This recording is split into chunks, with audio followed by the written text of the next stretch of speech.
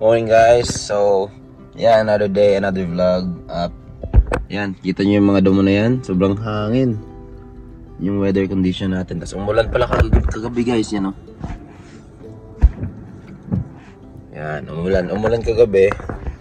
And yun, papagupit na tayo guys.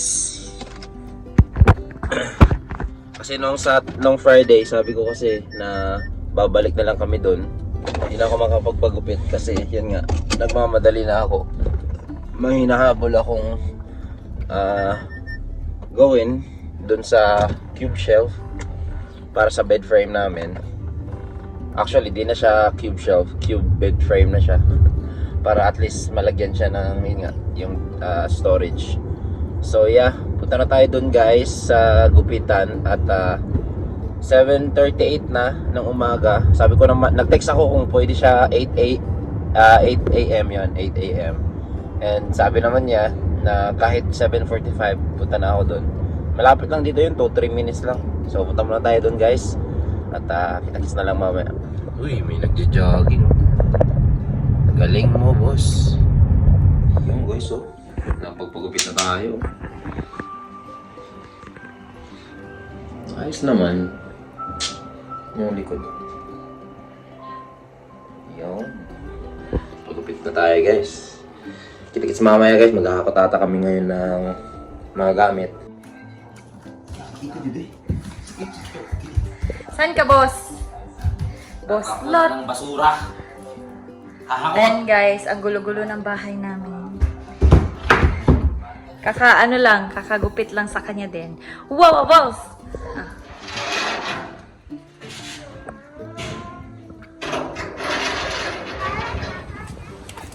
Dito kami ngayon sa Super Cheap guys. Dito lang din namin mabibili. Yeah. So daan muna kami dito sa Tali here. Come on. Ito lang. Ayan, papamix kami ng paint. Ito yung presyo nila guys. Mamaya. Tayin ko lang si Papa. Hello. Trailer. Sakay namin sa Prado. Tapos akot lang kami yung mga hindi na kaya sa sasakyan namin.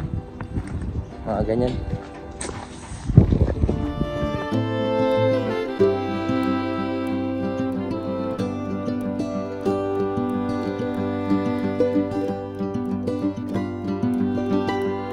Akot na guys.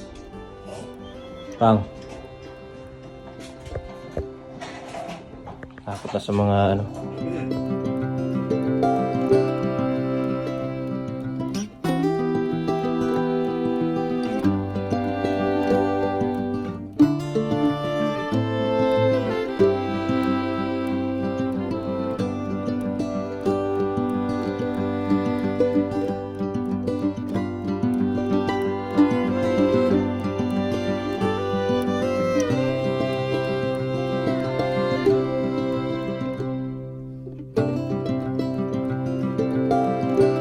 Nakitang gems dito guys.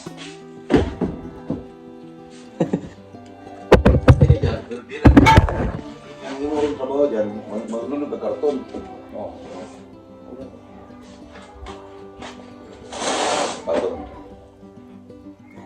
Guys, dito ako sa KFC. Mabilis ang lunch lang. Order na ako, pipikapin ko na lang. Guys, yan o. Order natin guys, KFC. Kain na.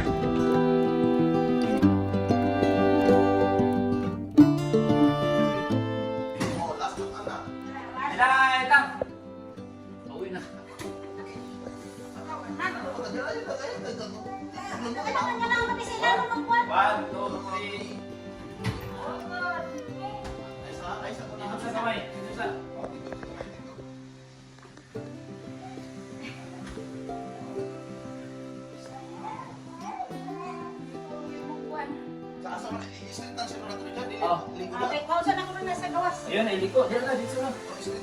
Liko maka.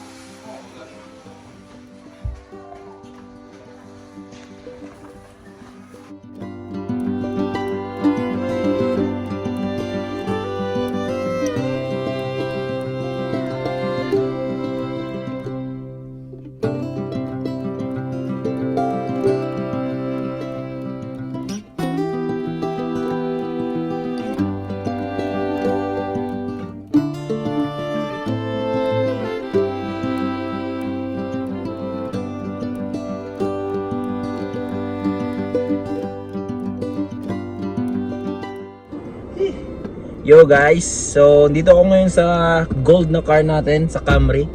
At mangyayari is ginamit ko na itong sasakyan, may mga gamit na rin to, yan o, sapatos, tsaka gamit din sa sasakyan. At yeah, maghahakot na kami guys, tapos andito yung sasakyan ni Papa. Ayan o. Ayun. Ayun guys. So, na rin yung mga gamit dun. So, ang mangyayari is itong sasakyan, iwan ko na to. Yung white, nasa likod si Catrice. Ang mangyayari is gagamitin ko na tong sasakyan pag pauwi. Tapos tapos iwan ko na to doon sa sa Oki. Tapos ang mangyayari is yung sasakyan na lang namin na white, yun yung gagamitin namin pauwi, pabalik dito para maghakot ulit. Pero majority sa aming mga gamit, ref, lahat ng mga mabibigat is nakahakot na. So yung naiwan doon, yun na lang yung mga itatapon namin. And yeah, ito iwan ko na to sa sasakyan, hindi namin to gagamitin kasi delikado to pag binyahe ng malayo. Kasi nga yung sinabi ko before, kung napanood nyo yung last vlog ko, last vlog, is may problema to sa tie rod in. So kailangan worn out na yung tie rod in niya. So ito isang na lang to, huwag nyo itong gagayahin. Isang travel lang talaga to, pauwi dun sa Oki. Hindi na namin to gagamitin. Lang naman yun, 30 kilometers ata. So mabilis pa rin yung takbo, pero isahang biyahe lang to. Hindi na namin to gagamitin pabalik dito para maghakot. Iiwan ko na to doon. So yun guys, kita-kits doon sa bahay nila mama sa Oki. Kita-kits doon sa bahay at magdi-discarga lang tayo doon ng mga gamit. Medyo busy, hopefully ma-update ko pa rin kayo. But wala na tayong ibang gagawin ngayon guys, naghahakot lang kami. And pasensya na kung hindi ako maka-update, but I'll do my best to do the vlog and updates you guys. So salamat sa panonood guys, keep tuning in. Thank you.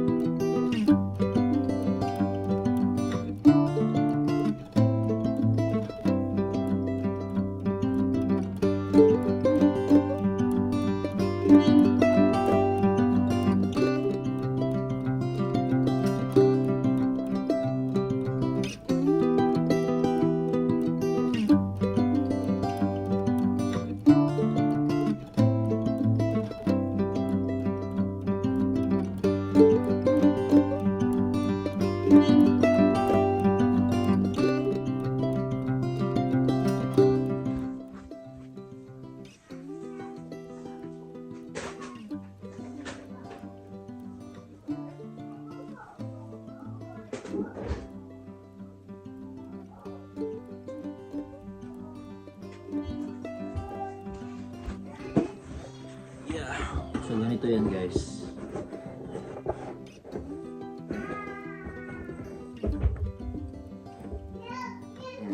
Yan yung itsura niyan. Yan ang purpose namin. Tapos ito yung bed. Ito yung bed namin guys. Yan yung purpose ng cube shell. Nabili lang namin to sa Kmart. Target ng $2. Supposedly $4 siya pero nag-clearance. So $2 na lang namin nabili. So, yun lang.